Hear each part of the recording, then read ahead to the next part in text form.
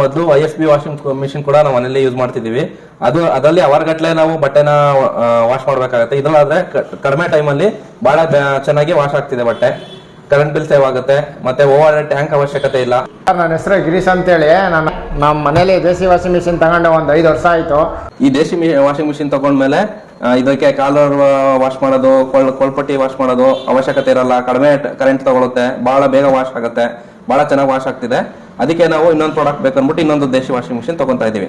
IFB washing machine ಇದ್ರೂ ಕೂಡ ನಾವು ದೇಶಿ ವಾಷಿಂಗ್ ಮಿಷಿನ್ ತಗೋತಿರೋದು ಏನಕ್ಕೆ ಅಂದ್ರೆ ಮನೆ ಮೇಲೆ ಓವರ್ ಟ್ಯಾಂಕ್ ನ ಅವಶ್ಯಕತೆ ಇರಲ್ಲ, ಈಸಿಯಾಗಿ ಕ್ಯಾರಿ ಮಾಡಬಹುದು. ಬಿಂದಿಗೆಯಲ್ಲಿ ವಾಟರ್ ಹಾಕೊಂಡು ನಾವು ವಾಶ್ ಮಾಡಬಹುದು.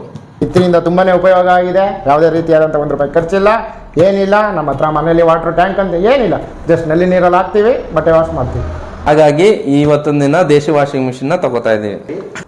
ದೇಶಿ ವಾಷಿಂಗ್ ಮಿಷಿನ್ ಸೂಪರ್. ದೇಸಿ ವಾಷಿಂಗ್ ಮಿಷಿನ್ ಸೂಪರ್.